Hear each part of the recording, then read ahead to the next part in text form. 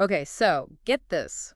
We're diving into a legal battle that's basically ripped from the headlines, a real-life thriller. We're talking ghost guns. And what's wild is it's not just about these untraceable firearms, right?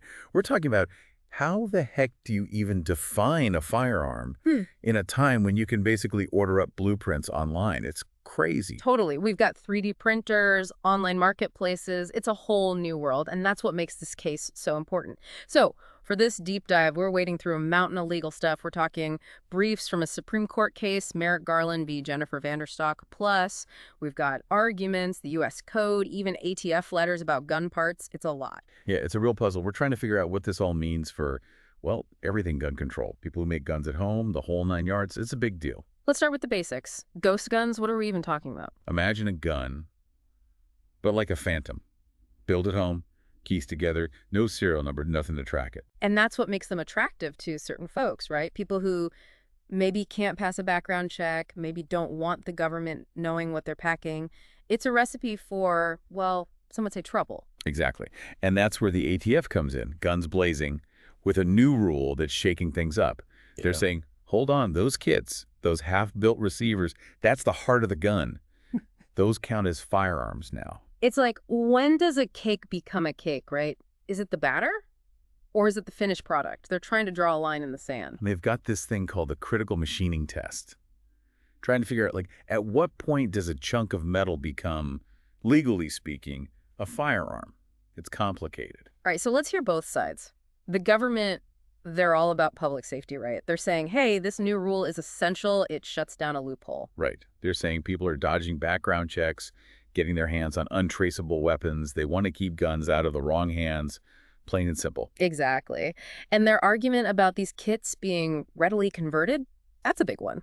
Oh, totally. They're saying, look, anyone with a YouTube tutorial and a screwdriver can put these things together. Some kits even come with instructions, making it practically foolproof. And the government's not just making this up as they go. They're pointing to, like, decades of ATF decisions, right? 2004, 2005, even 2015. They've been calling some of these partially built guns firearms for a while now. Right. They're saying it's not some new crazy interpretation. It's consistent with what they've been doing. And then they hit you with the stats. They say there's this huge surge in ghost guns used in crimes. Especially by people who, legally aren't supposed to have guns. It's a big concern for law enforcement, obviously. Of course. But here's the thing. There's another side to this story. The people challenging this rule, they're saying, whoa, hold up. This is government overreach. It's like saying owning a screwdriver is illegal because you could use it to break into a car. They're worried that if the government can call a few gun parts a firearm, who knows what they'll define as dangerous next. It's a slippery slope.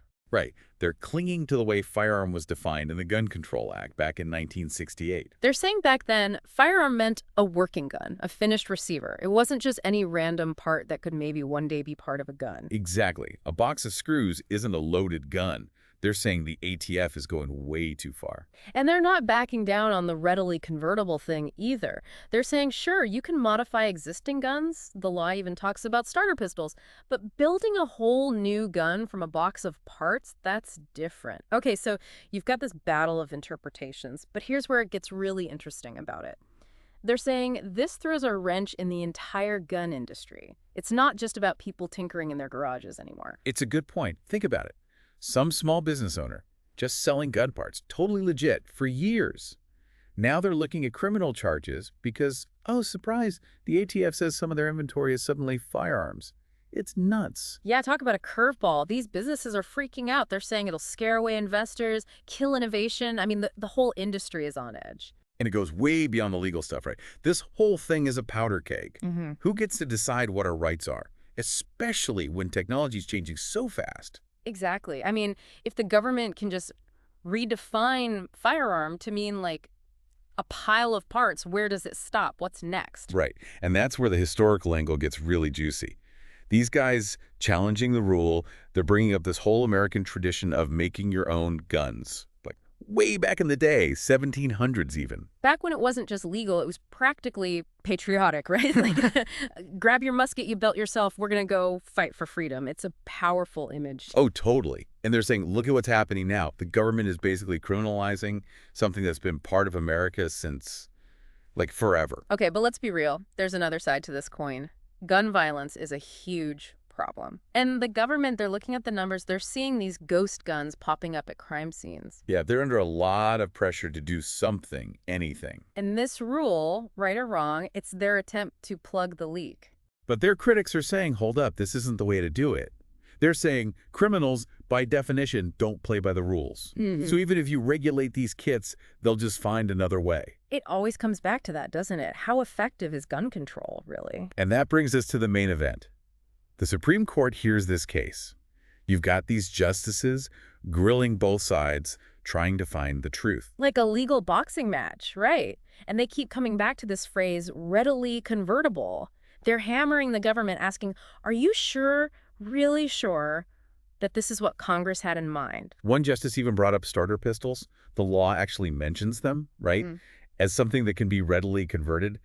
But it seems like they meant modifying an existing gun, not building one from scratch. The justices are like, come in, show us where Congress actually gave the ATF this much power. It's intense. And the government, they're not backing down. They're saying, look, Congress knew things would change. They gave us the ATF some wiggle room to adapt.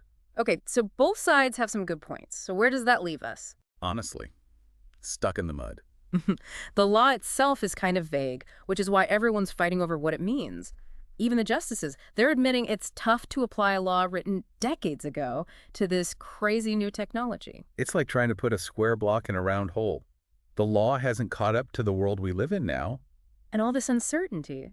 That's exactly what the other side is worried about. They're saying this whole readily convertible thing is so broad, so open to interpretation, that it's basically making everyone paranoid. It's like walking on eggshells, right? Businesses are scared to do anything new, and regular folks, even if they're doing something perfectly legal, they're looking over their shoulder. And that fear, that chilling effect, that's a big part of their argument. They're saying vague laws end up scaring people away from doing things that are totally fine, even if it's technically legal. They just don't want to risk it. So you've got this legal showdown, right? High stakes, everyone's watching. But there's this other layer, this kind of, I don't know, fog of uncertainty. Totally. Like the government saying ghost guns, they're this huge problem, they're everywhere. But the other side, they're pushing back, saying the numbers are actually pretty small compared to regular guns used in crimes, you know? Right. It's like, how big is this problem, really? We don't even know for sure. Yeah. And will this rule actually fix anything? Who knows? It's a guessing game. And that's what makes this whole thing so tricky. You've got law enforcement, they're obviously worried, right? Any untraceable gun is one too many for them. They want every tool they can get to keep people safe. I get it. Absolutely. But then you've got the gun rights folks, and they're saying, look, this rule is like using a Band-Aid on a broken leg. It's not going to stop criminals. They find ways. Yeah, they're saying this whole thing is misdirected. You want to stop gun violence, you got to go after the root causes. This rule, it just punishes law-abiding citizens, the guys who are already following the rules. It's that classic debate, isn't it? How do you balance safety with freedom?